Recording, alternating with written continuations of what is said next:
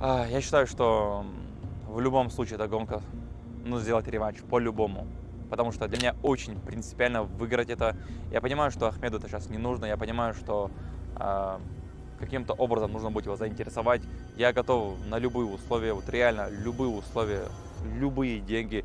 И я, короче, честно сказать, хоть поспал, хоть прошло время, все равно, а, короче, не могу собраться с мыслями.